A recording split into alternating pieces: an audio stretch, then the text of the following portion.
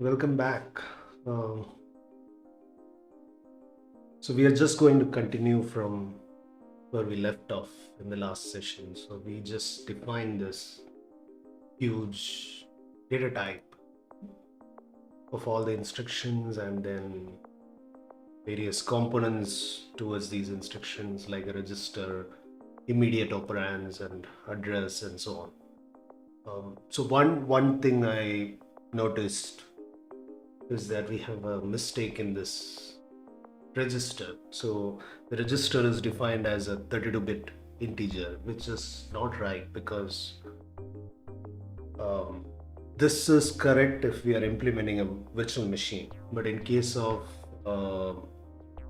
an assembler, which we are writing right now, this doesn't really make sense because uh, what we need in case of an assembler is the the name of the registers R0, R1, etc., up to R31 because we have 32 registers, right? So what we actually need to we need to change this. What we actually need to do is, let's say we define things like this.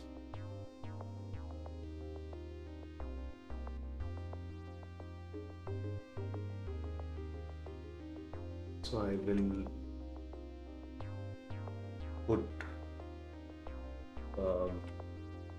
let's say R0, R1, 2, etc.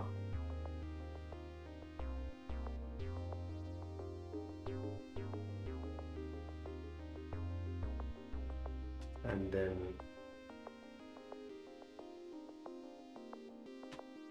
this is up to 19,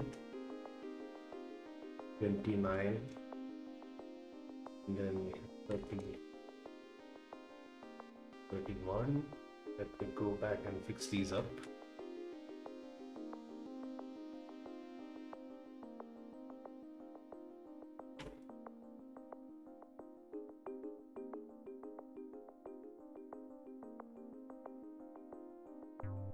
So should be 10 to 19 and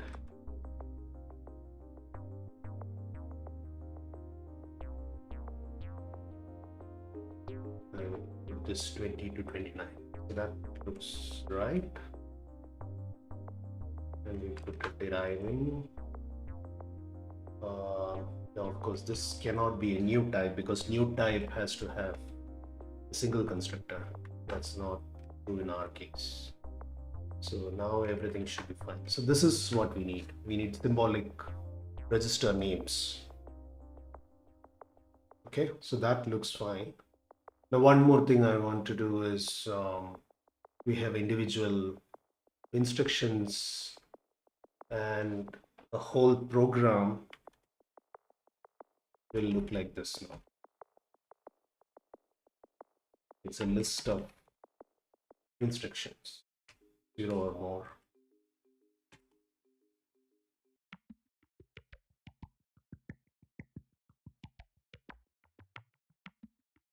Okay, so that looks good. I don't think we have anything else to work on right now. This should be good. So these are the data types of our AST.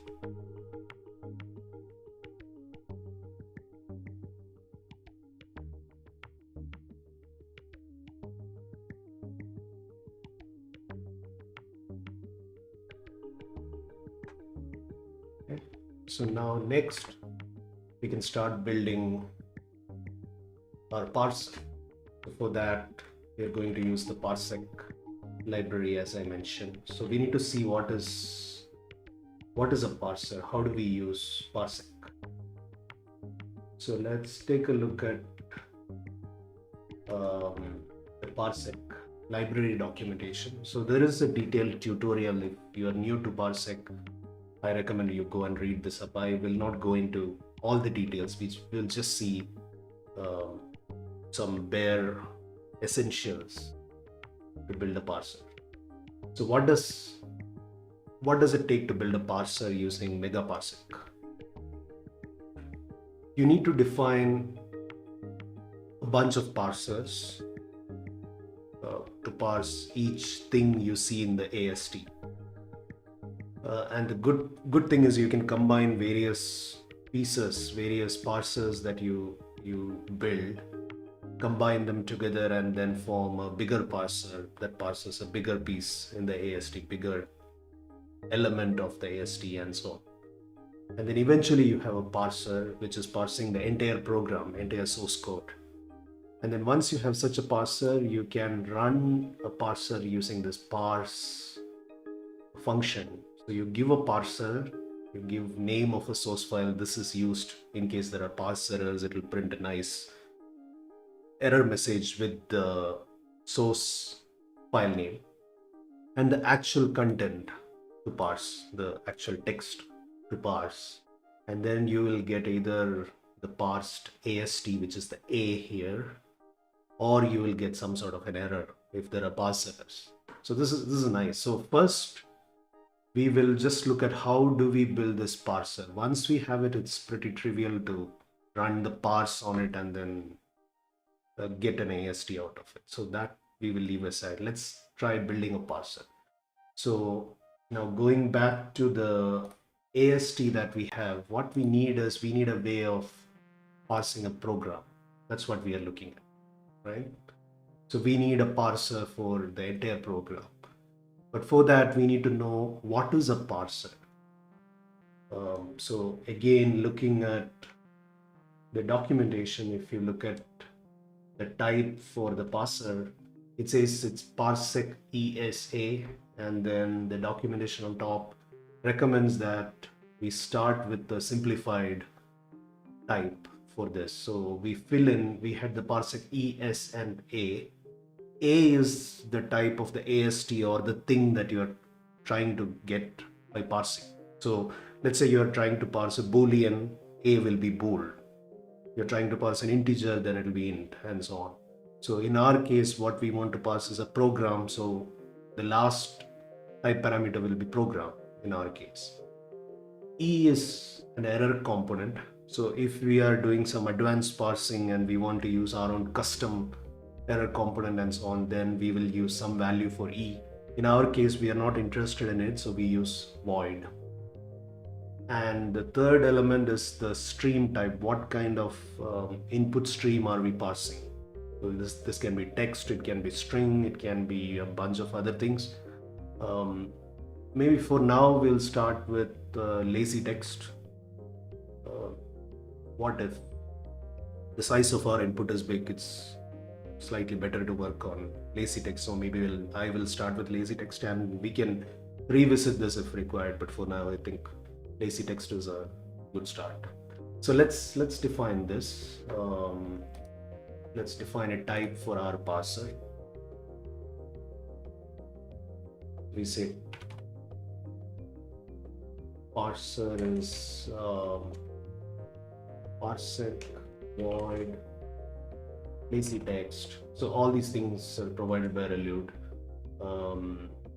and that's it. So now the problem is, of course, we haven't imported megaparsec. Again, there are a few recommendations here on how to import stuff. So for example, if we are importing, so we start by importing text megaparsec, and then depending on whether we are parsing bytes or characters, we either import char or byte, depending on what we want. So in our case, we are working on text and characters and so on, so we'll import character. We are not really doing byte parsing.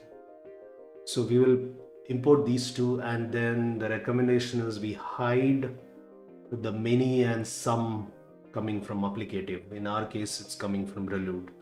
So maybe we can hide those. I don't know whether we will use these two, but in case we do, it's good to hide it. We will see that. So text megaparsec, we have already imported. So let's go back and import the character parsing module. So that gives us the type for parser. And this is good.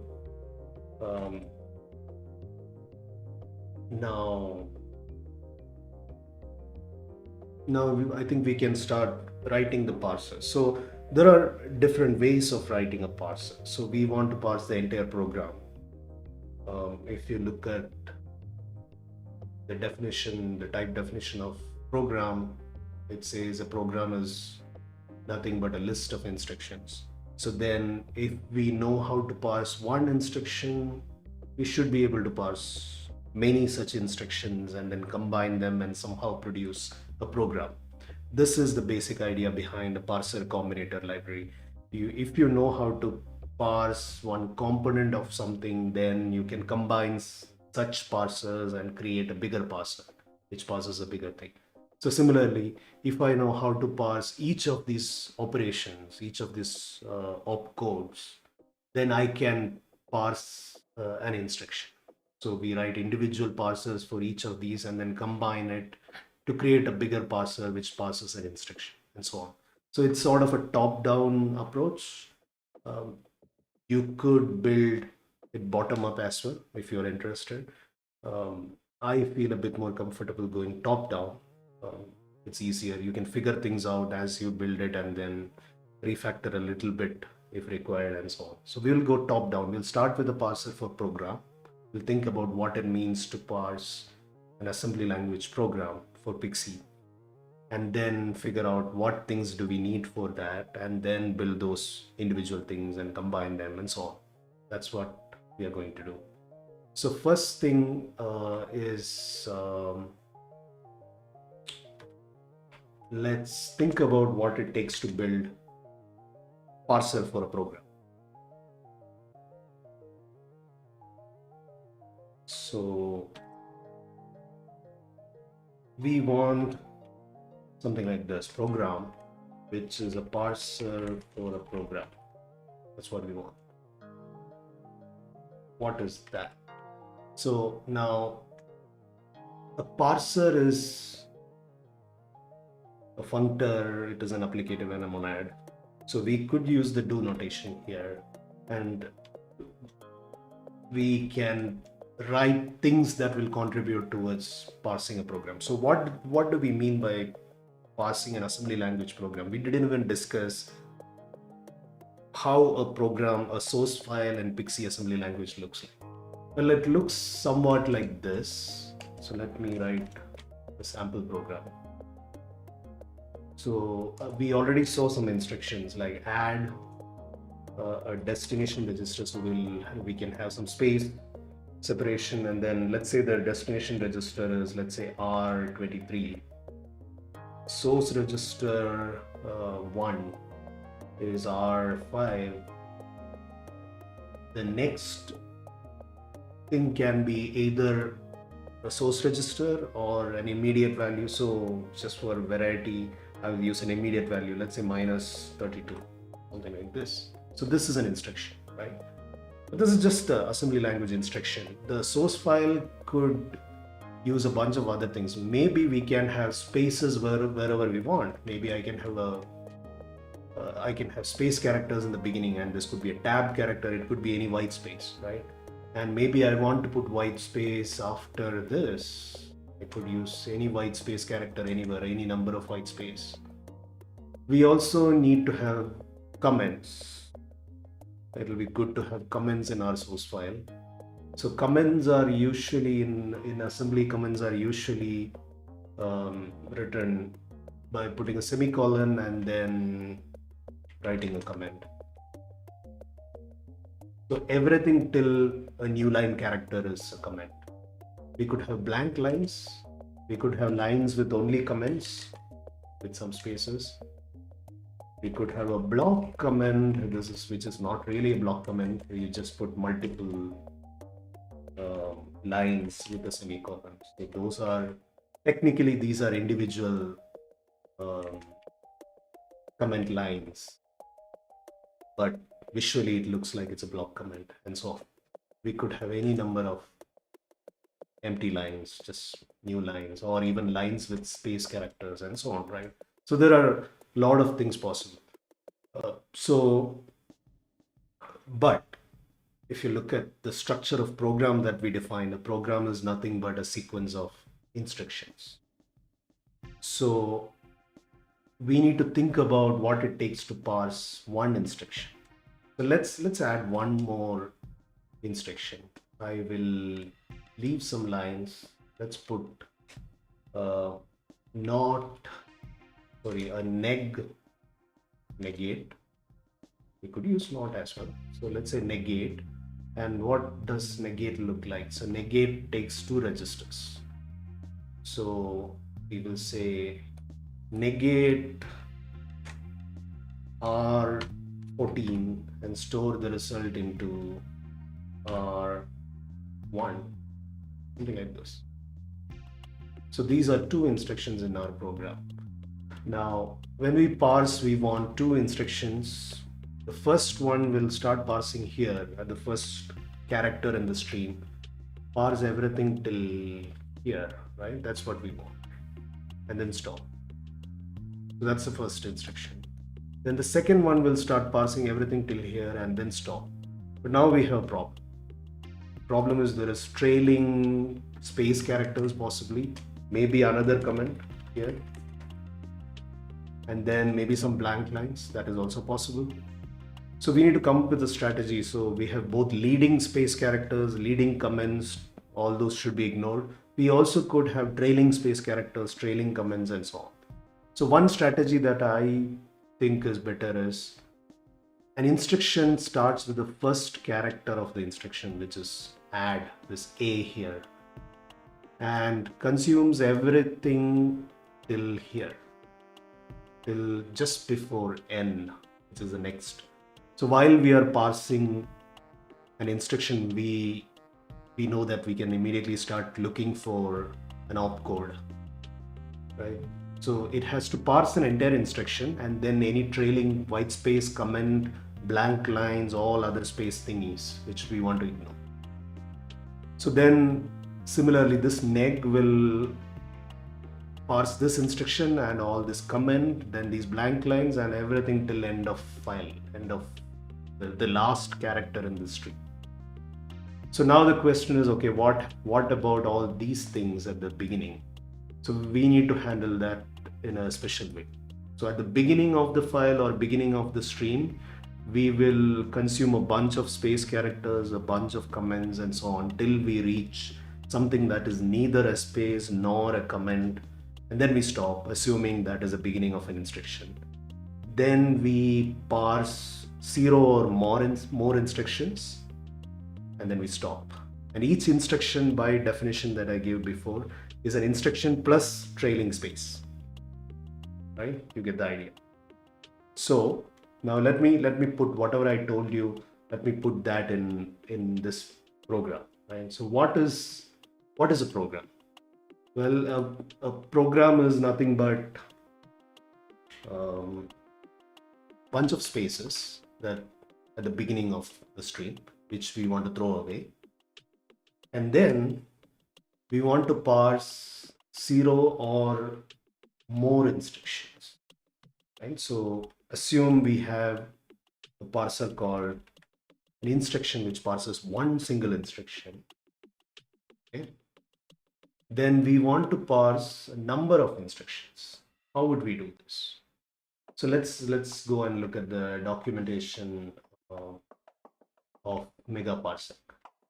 So if you look at the combinators, there are a bunch of combinators given here.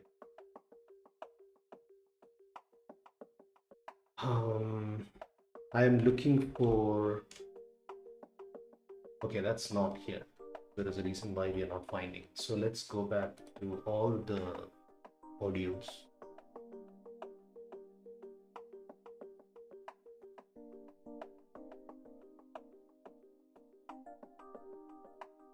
Let's see. It's in control monad combinators. It's not in any of these. If I remember correctly, this is in control monad combinators. Yes, this is what I'm looking at. So there is this parser combinator called sep end by, which is, so it takes two other parsers. So MA is one parser, MSEP is a second parser. So SEP n by P is the MA that you saw, and SEP is the second parser. It parses 0 or more occurrences of P, separated and optionally ended by SEP. And then it will return a list of values returned by P. So you can see it's returning an M list of A. What does this mean? If we had a parser to parse one instruction, let's say P is instruction, and SEP is something that parses white space, comments, etc., then we are looking for a parser that can parse 0 or more P or 0 or more instructions separated and optionally ended by white space and comments. So there could be white space and comments between two instructions, and also at the end, after the last instruction, there can be optionally some white space and comments and so on. That's exactly what we need, right? So we can use the sep n by. So let's go back and modify our code. So here what we need is, if I know how to parse an instruction, and if I know how to parse spaces, that's exactly what we want. So we could have some spaces in the beginning, which we already took care by this first line here. So that will consume everything till the first add instruction. And then a bunch of instructions which are separated and optionally ended by spaces. If I have this, then we are pretty much done parsing, right? So we got a list of instructions. Then what we need is, we need to confirm that we have reached end of file or end of stream. So there is another parser called EOF. So EOF ensures that you have reached end of. So there shouldn't be anything after this final, no other thing after this white space and comments at the end of the instruction string, right? We don't want that. So this EOF ensures that part. So this is good. Now what we need is, we need some way of parsing spaces. So what is spaces? It's a parser, and just to omit all these comments and white space. So we don't really care about what it returns. So I'll just use unit, and we'll leave it as undefined for now. And similarly, instruction is a parser that returns an instruction.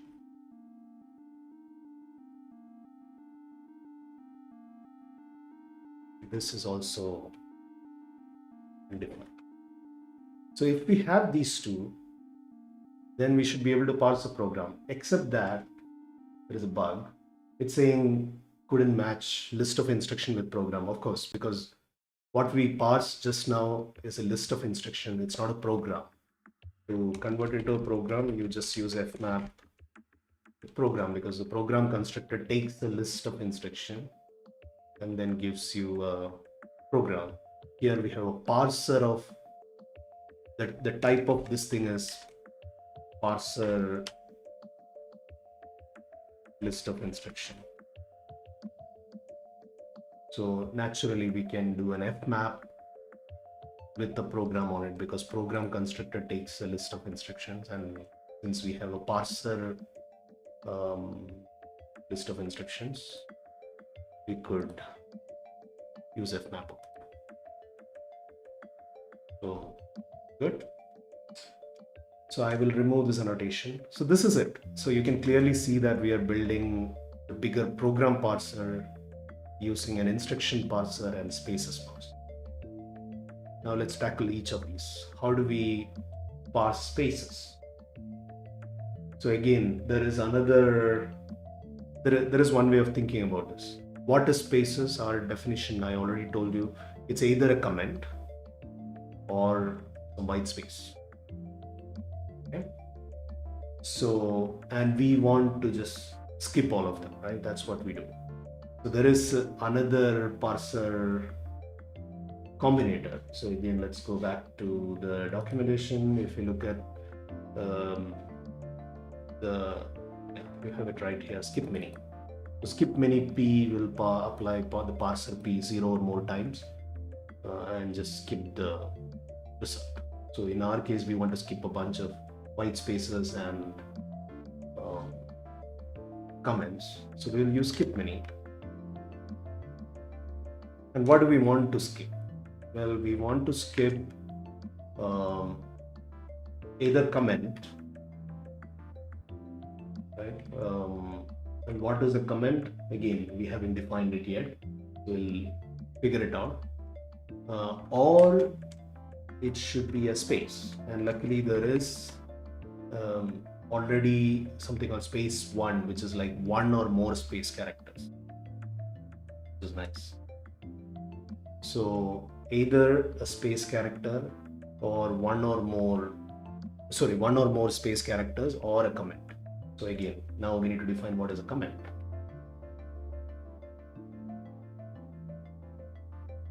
So what's a comment? Again, it's a parser. We don't care about the return value because we are going to throw it away. Comment is anything that starts with a character semicolon. So there is a primitive parser called char semicolon. So it'll look for the parser will look for a match for character semicolon, and then followed by any character except the new line. So how do we do that? A little bit tricky. It's a bit verbose, but one way to achieve this is, if you look at the documentation again, let's see, it's in megaparsec. So there is this take while p. So take while p will take a particular predicate.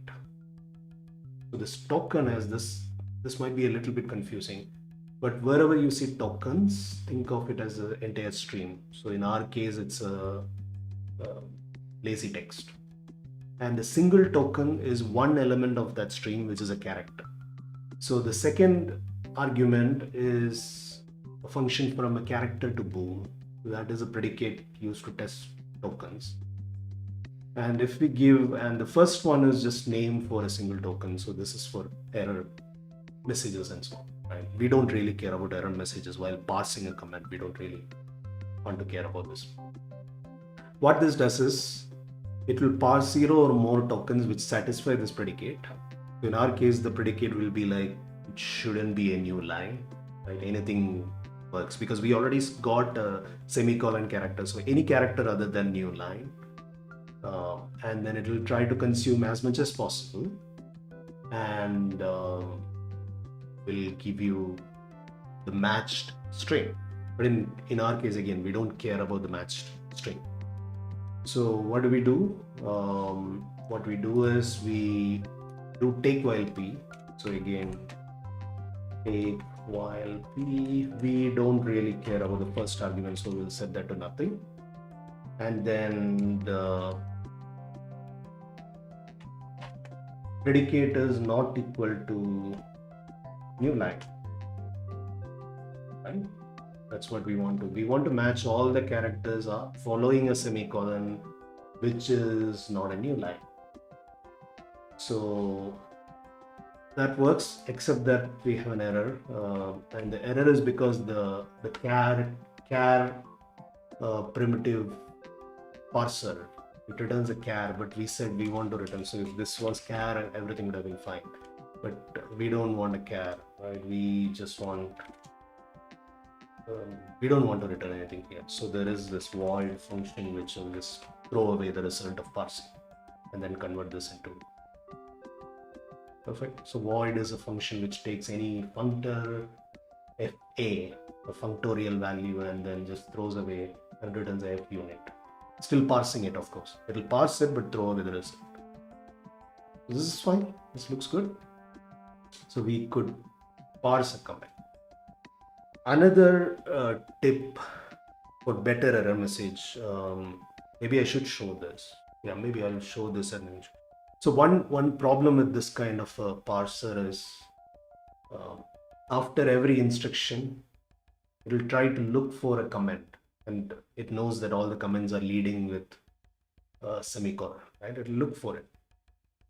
Let's say there is some error here. Let's say it found some other character, let's say a hash or something, which is not any valid instruction, and it's not any valid comment character either, not anything that is useful. So what does that mean? It should throw an error saying hash is not an instruction, or unexpected hash, I am looking for an instruction. But unfortunately, this parser will not say that. It will instead say unexpected hash. I found, I was expecting either a semicolon or a space, because it doesn't know that we don't care about comments. Logically, these are sort of tokens which we don't care about. So the error messages may not be so nice. We will get back to this. We'll try parsing a few sample things and then we'll test this out. Let's build a few instruction parsers and then we'll get back to the error messages. We'll see if these are nice and then we'll see what can be done about this. There is one more thing. What if I write a program like this? Without any comments, space separated. This is accepted by this parser, right?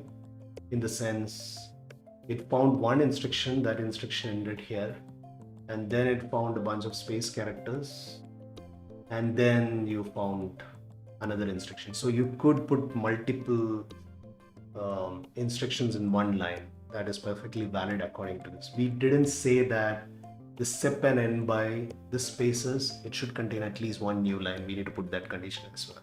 We will get to this, but right now let's get something working and then we will make it better and better and then make it more like a traditional assembler.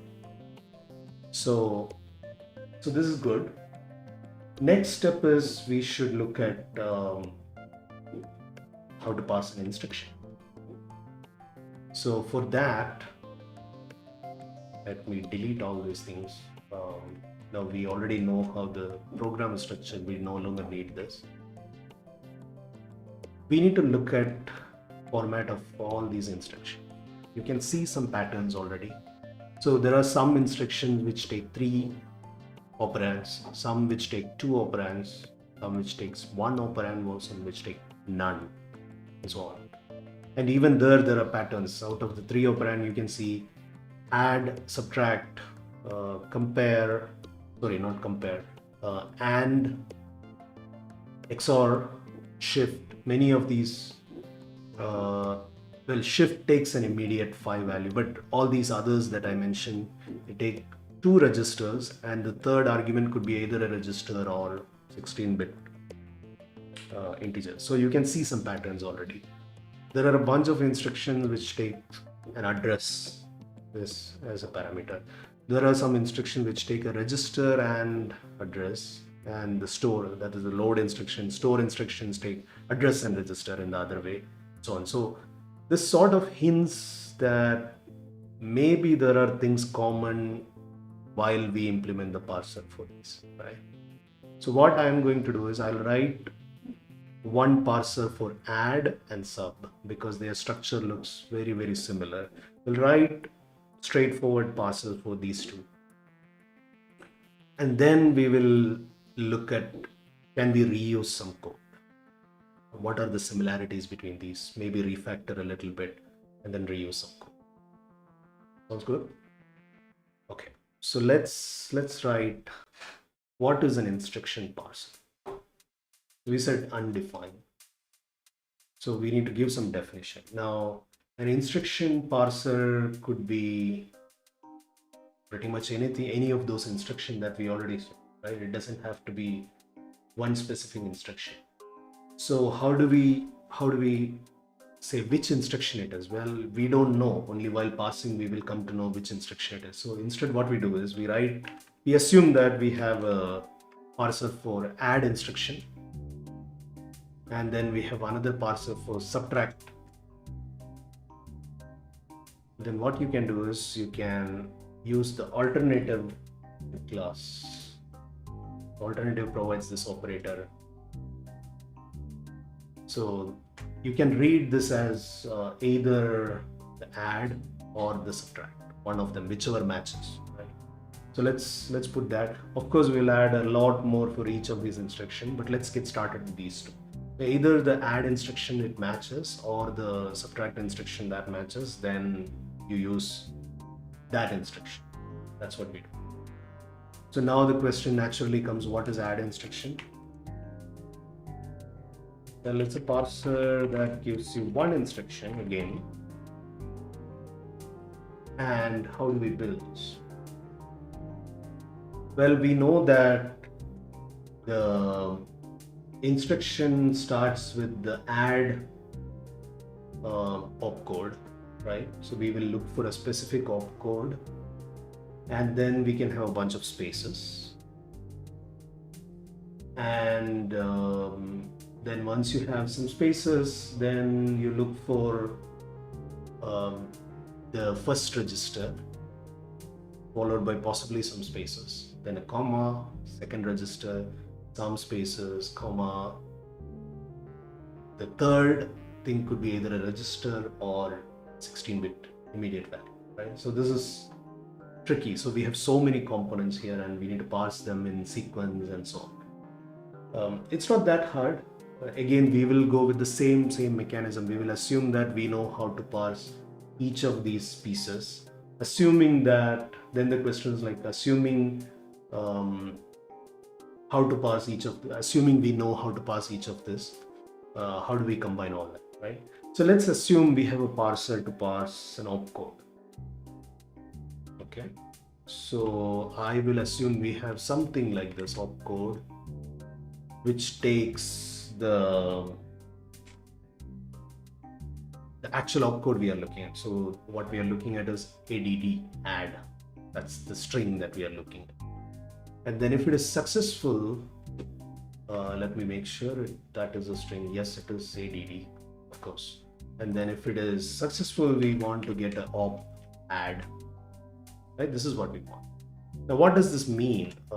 What should it exactly parse? Well, if you remember, the instruction is add in a bunch of spaces, any number of spaces. So, and then a register or let's say 10, maybe possibly some spaces, a comma, then some spaces followed by. So remember, this spaces is slightly different from the other spaces that we saw.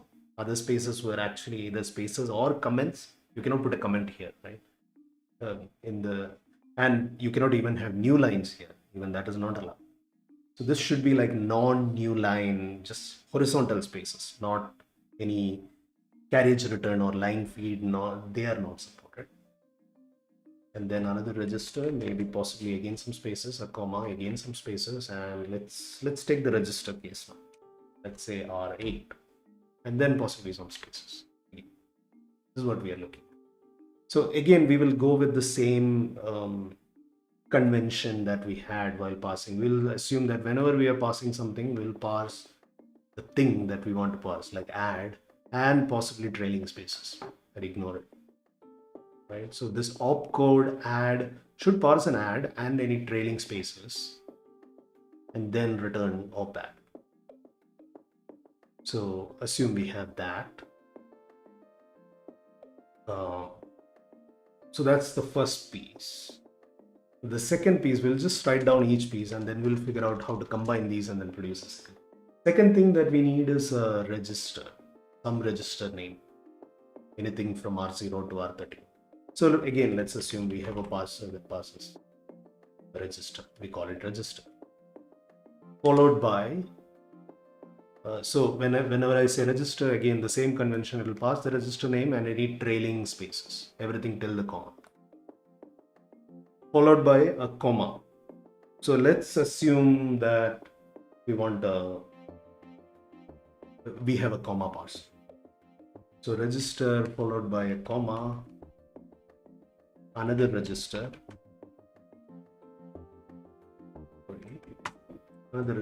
another comma, and this time it's a little bit tricky because the last one could be either a register or immediate 16 value.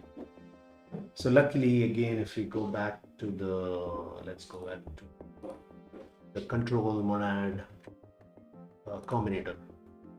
So there is a combinator called either p, which can return an either value. If you know how to parse an A, if you know how to parse a B, then it will try to apply these two and then return you either a left value or a right value depending on which matched. And this is exactly what we want. We want to either parse register, which is a left value, or parse the right value, which is a immediate 16. Okay, great.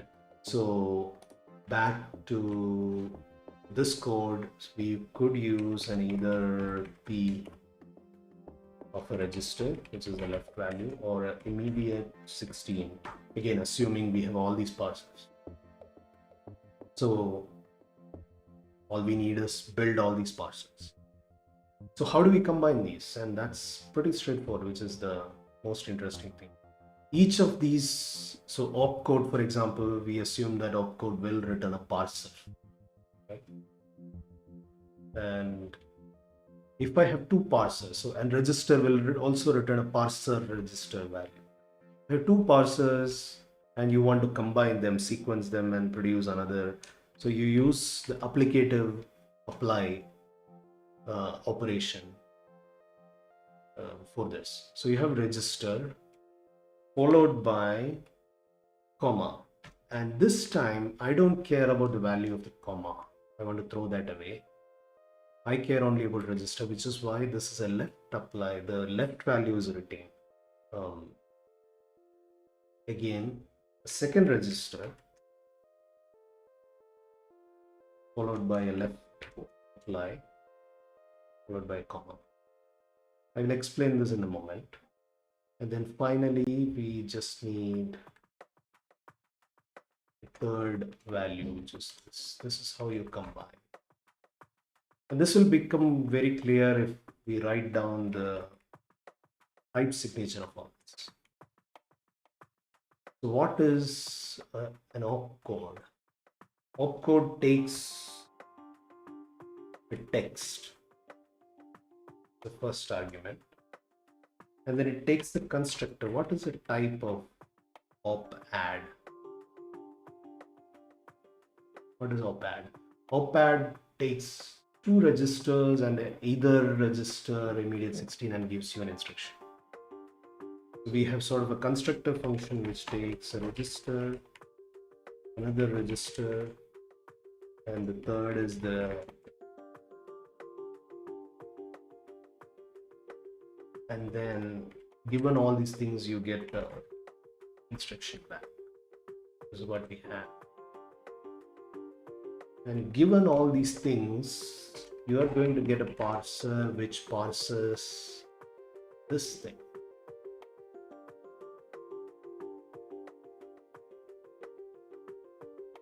If I'm not mistaken.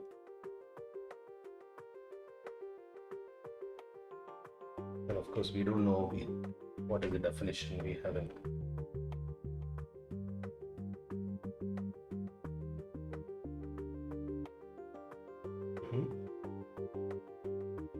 And well, I can generalize this because this thing is repeated, but we'll get to that. Then you need register,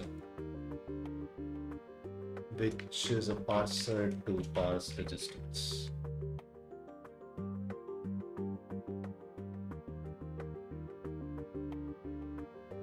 And the third one is comma, which parses a comma and maybe we'll throw away the value.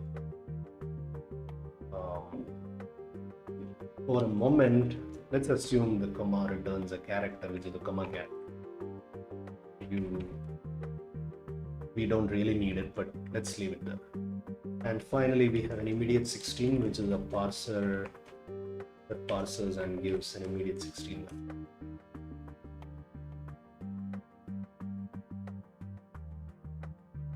Now let's go back here and figure out from where did I pick all these operators. Okay, let's figure out the meaning of all these things.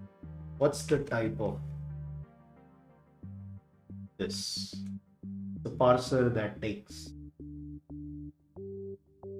a function. It returns a parser with a function of 3 parameters: register, either register immediate 16, and then gives you an instruction. Right? That's what we have. It's a parser that returns a function. What's the type of the second one? The type of register is a parser register. The type of comma is a parser char. It's returning a character. What is this operator doing? Well, that takes an FA. Here F is the parser, A is register, and an FB, which is the comma, right? So that is parser char. F is again parser and char. It throws away the B, the value returned by comma, and returns you FA, but it will still parse the comma. So the effect of parsing comma is not thrown away. That is still there. It retains that. But the value returned by the parser will be the value on the left side, which is why I call it left apply. So it's a left applicative operation. So register comma will parse a register and a comma and return you the register value. Again here, it's again the same thing. And finally, this will parse either a register or immediate 16. And so all these 3 things, the register value from the first step, register value from the second step, and the either register or immediate 16 are applied to this function returned here, and then you get an instruction. So this is how you use an applicative to combine multiple smaller parsers and then build a bigger parser. Now, if you're not familiar with this left apply, this is exactly same as the monadic operation. You might have seen this.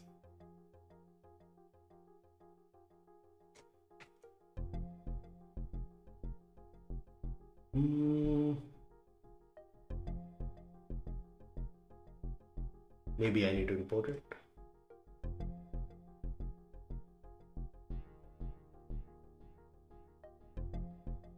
So if I go to, we have the flipped version of this. Yeah, so this is not really part of it. I'm pretty sure you have seen this in case of monads, right? So I was thinking about the flipped version of it, so hoping that Relude has it. Maybe it doesn't. That's there in a few other packages, but not really. But even this is not what you want. Interesting. I wonder why. Maybe there is no such thing. So of course you know this operator.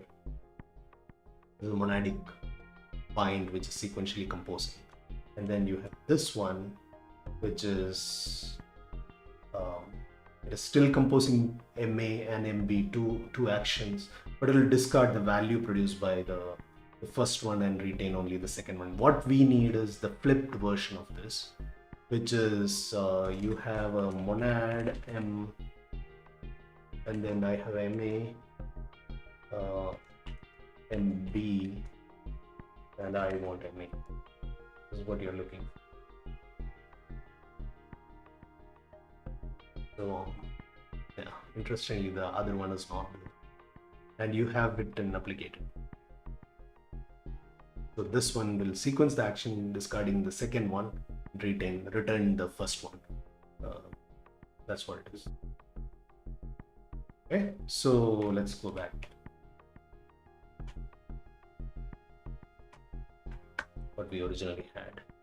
So that's it. This is straightforward. Now what we need is we go and build the opcode, we build the register, we build the comma, immediate 16. So comma, again, since we are discarding that value, I don't want to return a character. I can even be unit, because anyway we are throwing away the value. Why even bother? So let's see. So let's try to build all these smaller parsers. How do we do this? So comma parsing is probably the easiest, right? So let's start with that. Now I wonder whether we need any other characters. Actually, we do need things other than comma. Maybe we can generalize this further, but let's start with comma, and then maybe later we'll. Now, how do we parse a comma? So remember, again, we need to parse a comma character followed by possible white spaces. It's not just parsing one single character. That's not enough, right? So what do we need? We need a character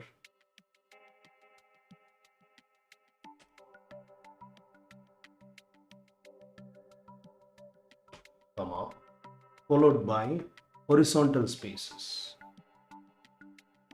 So what is horizontal space? It's anything other than new line or carriage return and so on. So there is edge space, if I'm not mistaken, which will do that trick. And I can use the flip version of this so that it's automatically. So